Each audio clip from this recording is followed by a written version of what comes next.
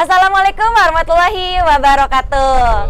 Waalaikumsalam. Warga Bandung, kembali lagi di Ngariung, ngobrol anak negeri untuk Bandung. Bagi warga Bandung yang belum menonton episode sebelumnya, bisa langsung scroll YouTube channel Diskominfo Kota Bandung.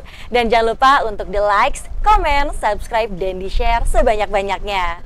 Ya, seperti biasa, di Ngariung selalu menghadirkan narasumber yang akan berbagi informasi seputar Kota Bandung.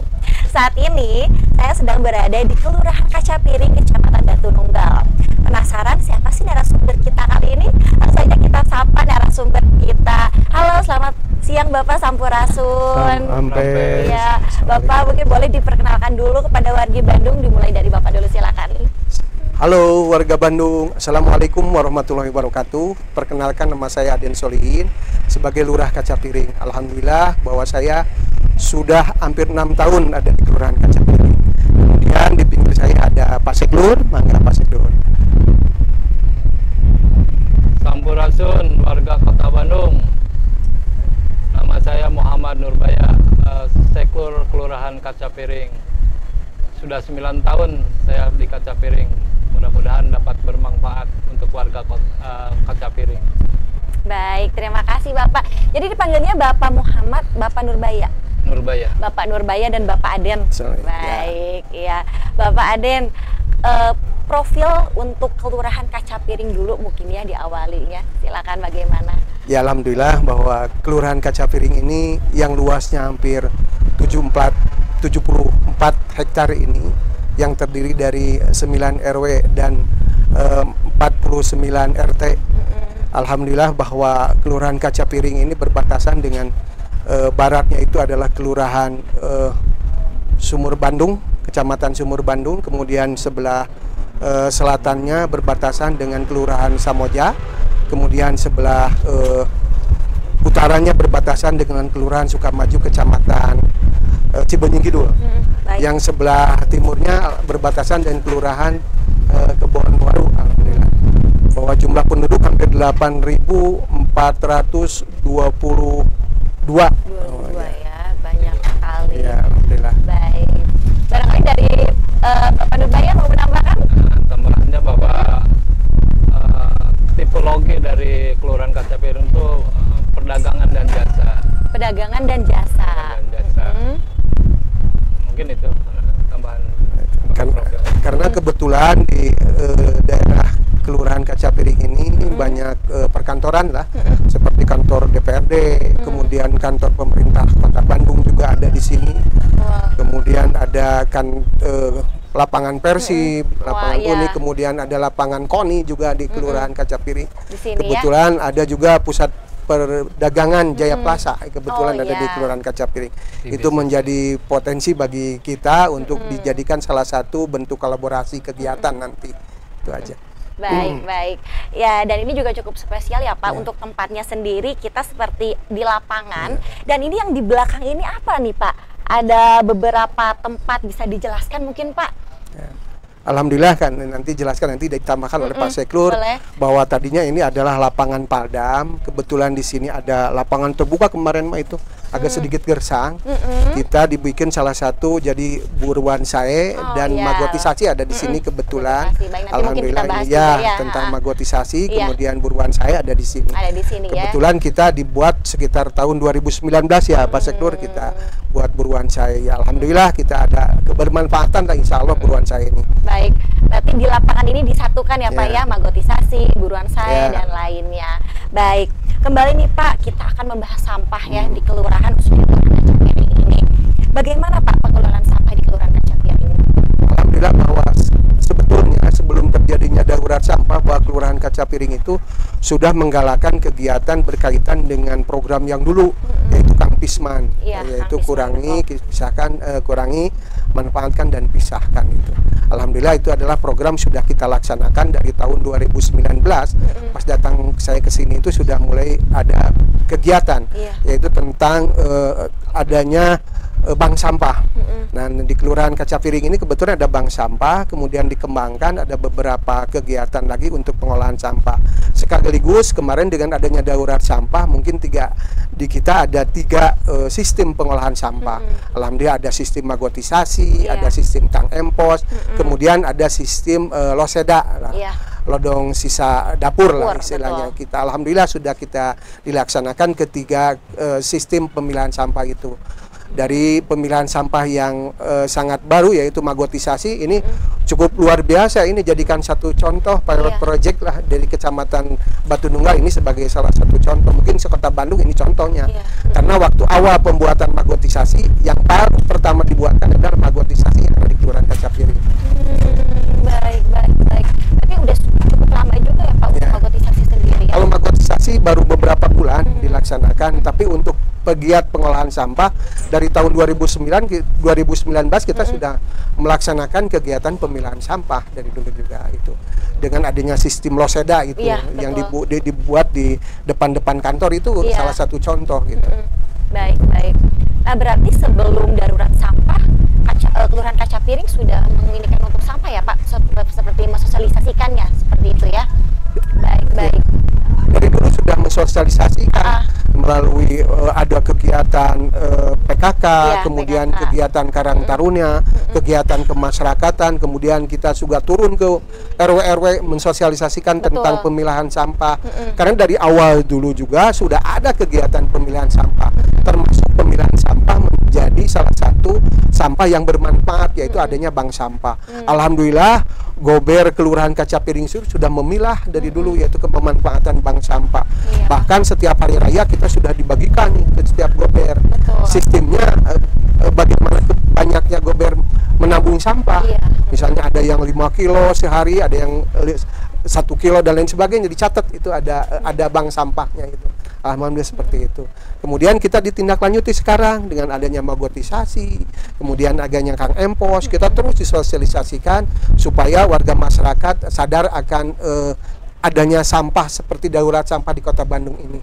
Mudah-mudahan dengan adanya sistem seperti itu ada pengurangan lah di Kelurahan Kaca Piring berkaitan dengan masalah darurat sampahnya itu. Baik. Nah, kami penasaran juga nih Pak, bagaimana Kelurahan Kaca Piring ini cara mensosialisasikan terkait pengelolaan sampah, loseda, dan yang lain itu kepada warga? Alhamdulillah kita selalu mengundang ibu-ibu kader PKK, kemudian ibu-ibu kader Posyandu.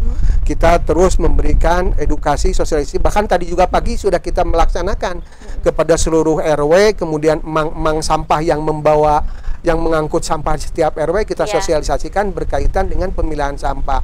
Terus kita galakan berkaitan dengan masalah pemilahan sampah. Sosialisasi tidak henti-hentinya. Bahkan sampai ke tiap RW kita lakukan sosialisasi, di tingkat kelurahan juga kita lakukan sosialisasi. Jadi apalagi dengan adanya program dari pemerintah Kota Bandung, dengan adanya Kang Empos juga kita sosialisasikan dengan berkaitan dengan pemilahan melalui sistem Kang Empos. Alhamdulillah. Baik. Iya, berarti memang sudah digencar-gencarkan ya Pak ya untuk sosialisasinya sendiri. Nah, kembali tadi kan Bapak ngebahas loseda juga. Apakah memang loseda itu disarankan Pak kepada setiap rumah harus membuat atau memang di kelurahan sendiri kayak seperti dikumpulkan gitu di kelurahan itu bagaimana Pak? Kalau loseda biasanya di tiap rumah kita simpan. Kemudian ada yang satu RW yang sudah bebas sampah lah istilahnya, bebas sampah. Di RW 08 itu pakai loseda semua itu. Di setiap rumahnya itu sudah disimpan loseda setiap rumah. Jadi sisa-sisa makanan dia masukkan ke loseda itu. Gitu. Alhamdulillah setiap rumah kita diberikan loseda. Gitu. Berarti memang disarankan ya Pak setiap rumah harus mempunyai loseda nih. Dan itu di RW 08. Kalau di RW yang lain kita buat Kang Empos ya, yang di program pemerintah Kota Bandung. Itu RW 08 kita dibikin salah satu contoh hanya menggunakan loseda. Loseda ya, baik. Nah, barangkali dari Bapak mau menambahkan? Ya, terkait dengan pengelolaan sampah tadi, bahwa kuncinya adalah sosialisasi tentang pemilahan sampah. Dimulai dari rumah tangga. Nah, untuk sosialisasi ini, keberhasilan sosialisasi itu adalah setelahnya merubah mindset masyarakat tentang perlakuan terhadap sampah. Artinya sosialisasi ini terus akan kita galakan di setiap momen, kesempatan kita bertemu dengan warga masyarakat, kita tetap terus disosialisasikan tentang pentingnya pemilihan sampah. Karena pengelolaan sampah dimulai dari pemilahan sampah yang ada di keluarga itu sendiri. Baik, gitu. baik. Ya, Tantangan mungkin banyak, kita belum bisa mengklaim bahwa itu berhasil. Masih banyak kendala-kendala yang terutama tentang bagaimana kita merubah mindset masyarakat. Betul, tentang perlakuan terhadap sampah itu iya. sendiri.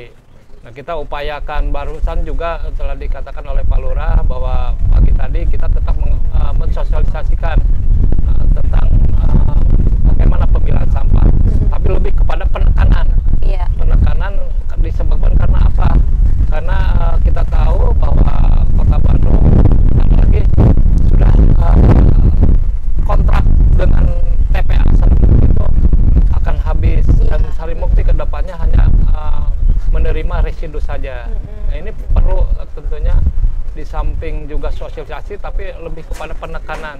Betul. Bagaimana wilayah kaca piring kita tekankan untuk membereskan sampah beres di lingkungan kelurahan kaca piring itu sendiri. Betul. Atau bebas di RW, tuntas di RW-nya itu sendiri. Begitu. Betul yang tadi Bapak bilang, mungkin awalnya harus bisa merubah mindsetnya dulu ya Pak, mindset warga atau pola pikir terhadap pengelolaan sampah, agar warga juga tidak acuh atau cuek ya Pak terhadap sampah, karena mungkin sekarang sudah dicabut darurat sampah, tapi itu jangan membuat kita lalai atau ya jadi cuek lagi seperti itu kepada pengelolaan sampah. Baik, berbicara buruan saya nih Pak yang ada di sebelah sana di belakang kita, Kelurahan Kaca Piring ini sejak kapan Pak didirikannya buruan saya? Buruan saya itu didirikan sejak tahun 2019 ya, 2019. Yang tadinya kita ini adalah salah satu lapangan yang tandus lah istilahnya, gersang, tapi kita coba berkolaborasi dengan warga masyarakat yang ada di RT 07, RW 09 untuk mencoba salah satu terobosan pembuatan buruan sae. Alhamdulillah sekarang sudah mulai berjalan hampir 3 tahun, 4 tahun lebih ya, 5 tahun lah kita melaksanakan buruan sae ini. Alhamdulillah bisa dapat dirasakan oleh warga masyarakat, khususnya warga yang ada di Komplek Paldam ini, yaitu berkaitan dengan hasil dari buruan saya itu sendiri. Baik, berarti apalagi pada itu kan sebelum COVID ya Pak, sebelum pandemi, jadi mungkin lebih rame dan warga juga banyak yang terlibat ya Pak untuk buruan saya juga, apalagi pada saat pandemi ya, karena kan pada di rumah, jadi pada ikut menanam mungkin ya. Baik, nah kalau sejauh ini Pak, apa kelebihan program buruan saya ini? Alhamdulillah kalau buruan saya ini ada beberapa tanaman yang ada di buruan saya seperti cengek ya, cabai yang sekarang lagi mahal-mahalnya. Cabai ini alhamdulillah kemarin kita juga panen ya. Cengek yang merah, kemudian cengek hijau, alhamdulillah ada di sini. Kemudian kacang panjang, kemudian terong yang paling banyak dipanen gitu, alhamdulillah. Luar biasa lah buruan saya di sini, sudah banyak kebermanfaatan bagi warga masyarakat, khususnya warga ini yang sekitar ini yang berdekatan dengan buruan saya. Gitu. Betul, apalagi mungkin untuk warga yang membutuhkan juga Pak, itu sangat bermanfaat. Baik, dari Bapak barangkali mau menambahkan? Ya, menambahkan saja bahwa betul buruan saya kami ini didirikan mulai tahun 2019. Iya. Apalagi kebermanfaatnya kita rasakan ketika kita adanya COVID. Betul. Terus kita ketahui bahwa kita tidak memungkiri bahwa kita itu lagi resesi. Resesi ekonomi dunia lah. Yang diutamakan adalah ketahanan pangannya. Karena khususnya Kelurahan Kaca Piring, masyarakat Kelurahan Kaca Piring itu bisa bertahan dalam keadaan pandemi pada saat itu ya. Pada saat itu dan resesi pada saat ini gitu. Jadi alhamdulillah dengan bergejolaknya harga cengek lagi mahal, kita alhamdulillah ya Pak ada kita mah gitu. Untuk pembibitan sendiri kita bekerja bersama dan selalu dibantu oleh DKPP. Dan di belakang juga ada OTG, Organic Tower Garden. Itu ada bantuan dari BI. Itu tanam bawang. Kita panen paling bagus. Panen pertama itu dari 50 OTG itu mendapatkan 35,6 kg bersih bawang merah yang bagus, itu dianggap paling unggul. OTG bantuan dari BI itu sendiri.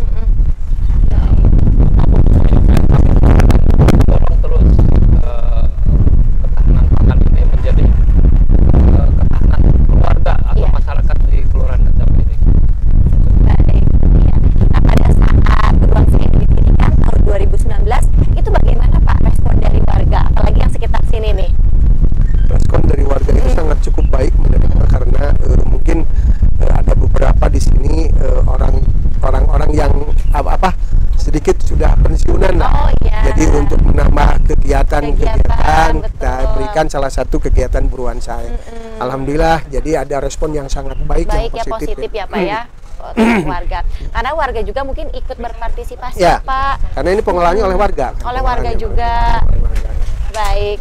Nah Pak, kalau untuk pengelolaan sampah itu melibatkan warga juga, misalkan seperti ada kegiatan rutin atau seminggu atau beberapa bulan sekali, misalkan Bapak, apakah ada kegiatan seperti Ibu PKK-nya misalkan? Sebetulnya pengolahan sampah kita sudah rutinitas, ada pemilahan dari setiap warga masyarakat, yaitu karena kita sudah menyimpan ember yang sudah dipilah. Iya. Jadi ada ember organik dan non organik ya. Jadi kita melaksanakan hampir seminggu sekali untuk pengambilan sampah organik untuk dimasukkan ke market ini. Kemudian sampah yang non organik kita pilah lagi. Jadi salah satu apabila ada nilai yang bisa kita pilah dimasukkan dalam bank sampah. Itu hampir seminggu sekali kita ada kegiatan pemilahan. Baik. Dalam seminggu sekali ya Pak ya. Dan termasuk buruan saya pun di belakang pasti ada kegiatan-kegiatan bersama warga ya. Buruan saya hampir tiap hari. Tiap hari ya. Kalau namanya tanaman itu harus tiap hari, diurus tiap hari. Apalagi kalau panen kali ya Pak. Jadi mungkin banyak warga yang ikut gitu, datang gitu ya. Alhamdulillah ketika kita panen juga kita undang Pak Camat untuk memberikan langsung kepada masyarakat. Hasilnya ya. Dibagikan kepada masyarakat bersama-sama. Baik, kan tadi juga sama Bapak sudah disebutkan ya, hasilnya ada terong, ada cengkeh. Nah, itu selain itu ada tanaman apa lagi Pak yang potensial di Kelurahan Kacapiring ini? Ya, boleh saya nambahkan? Ya. Silakan. Sebetulnya di buruan saya kami ini banyak tanaman yang bermanfaat, yang belum masyarakat terbiasa. Iya. Termasuk ini bunga telang. Ada bunga telang. Bunga telang itu satu bunga bila dibikin teh itu untuk kata orang tua itu untuk penurun hipertensi. Dan kami juga rencana hari ini kita panen bunga telang. Kebetulan ibu saya bersepuh gitu. Ternyata pakai teh bunga telang itu hipertensinya menurun gitu. Maka jadi banyak ada selain bunga telang juga ada apa Mandalika apa itu ya Mandalika tuh apa yang ada Mandalika, ada Manalika itu bahasa itunya. Terus ada jenis tanaman itu yang asam itu tuh. Yang asam itu namanya dulu lupa lagi tuh. Iya. Jadi mungkin banyak sekali tanaman-tanaman obat ya Pak yang pastinya tanaman obat. Terus di samping itu kita juga ada ikan tamak ikan pakai terpal gitu. Nah, ini dari maggot ini hasilnya salah satunya dikasih untuk ikan. Ampasnya untuk ikan pupuk ya. Untuk pupuk dari banyak. Jadi tadi ada kesinambungan antara maggotisasi dengan buruan saya. Jadi kami di sini ditempatkan di area yang satu ini biar di lapang ini ya Pak ya. Jadi, ada bawang merahnya juga ada kan, bawang merah juga ada. Ini bentar lagi ada panen. Ini baru seru ya berarti kalau panen. Jadi buahnya ada, sayurnya ada, termasuk tanaman obatnya juga ada ya Pak. Jadi warga boleh ya Pak kalau memetik daun apa tadi bunga telang. Bunga telang itu ya. Boleh. Itu bagaimana Bapak? Hanya diseduh saja? Seduh saja. Diseduh jadi saja. Kita petik misalkan bunganya itu beberapa lembar, masukin ke air panas, itu airnya bisa diminum. Langsung bisa diminum ya. Jadi hanya diseduh saja pakai air panas. Dan itu yang warna biru hasilnya ungu ya, warna ungu ya. Wah, luar biasa. Jadi buat warga nih misalkan apalagi yang di daerah Kelurahan Kacapiring, kalau misalkan berarti bisa untuk seperti panas dalam itu juga bisa mungkin ya Pak. Ya, itu ada betul di sini juga ada cincau. Cincau, wow. Jadi bisa nih warga ke Kelurahan Kacapiring metik minta ke bapaknya. Silakan. Buah naga juga kan kita bikin. Buah naga. Ada ya, buah naga ya. Buah naga. Gitu. Jadi kami men-setting atau berharap bahwa di sini menjadi sentranya. Betul. Juga tentang perikanannya, tentang ternaknya, ayam juga kita punya. Gitu. Tadi makanannya dari mana? Dari Magot gitu, dikasih makan.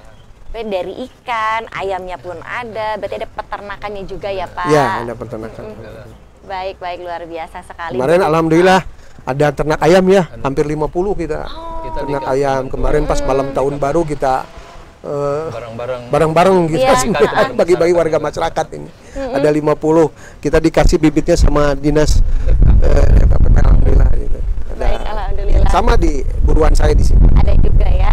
Iya. Ya, semoga untuk Kelurahan Kaca Piring ini bisa menjadi contoh juga ya Pak ya untuk kelurahan yang lain. Dari buruan saya jalan, magotisasinya jalan, peternakannya pun ada di sini, luar biasa lengkap sekali. Baik, Bapak, mungkin terakhir nih ajakan untuk warga Bandung cara mengelola sampah dengan baik dan benar. Mungkin diawali dengan Bapak dulu, silakan. Ya, untuk warga Bandung, alhamdulillah bahwa kita ada di Kelurahan Kaca Piring yang sudah kita berjalan mengadakan pemilahan sampah. Mudah-mudahan warga Kota Bandung, khususnya warga Kelurahan Kaca Piring, ini bisa terus memilah sampah dari mulai hulu, dari mulai rumah tangga, karena pemilahan sampah itu harus diawali dari rumah tangga. Kalau seandainya sudah datang ke tempat sampah, susah untuk memilah. Ya, mudah-mudahan warga Kelurahan Kaca Piring ini sudah bisa mulai memilah dari rumah tangga masing-masing. Mangga warga Kota Bandung nih yang ada khususnya ikutlah memilah sampah, karena keadaan darurat sampah di Kota Bandung ini sudah mulai agak sedikit krisis lah, istilah krisis berkaitan dengan situasi sampah ini. Mudah-mudahan sudah bisa memilah seluruh warga Kota Bandung. Itu mungkin ajakan kita, Pak Sektor, mungkin ada tambahan. Ya, baik warga Kota Bandung, mari kita perlakukan sampah itu, jadi sampah itu jangan dijadikan musuh, tapi mari kita dijadikan teman, bahwa ternyata banyak manfaat dari sampah itu sendiri. Mari kita berlomba, berinovasi untuk bagaimana warga semua kita berkolaborasi untuk menuntaskan permasalahan sampah yang ada di Kota Bandung, khususnya di Kelurahan Kaca Piring. Terima kasih. Baik, terima kasih Bapak untuk ajakannya nih kepada warga Bandung. Dan semoga untuk warga juga bisa saling bergotong royong ya Pak, dengan pemerintah, dengan kelurahan setempat untuk bisa mewujudkan nih Bandung agar tidak krisis sampah lagi atau darurat sampah lagi. Dan pastinya betul, awalnya dari pola pikir atau mindset harus kesadaran diri ya Pak untuk warganya juga. Baik, terima kasih Bapak ya sudah menyempatkan waktu untuk sama-sama bersama Diskominfo Kota Bandung. Mungkin nanti kita lanjut lagi. Baik, sami-sami. Warga Bandung, cukup sekian untuk episode kali ini. Jangan lupa terus saksikan episode selanjutnya di YouTube channel Diskominfo Kota Bandung. Kami pamit, wassalamualaikum warahmatullahi wabarakatuh. Waalaikumsalam warahmatullahi wabarakatuh. Presented by Humas Kota Bandung.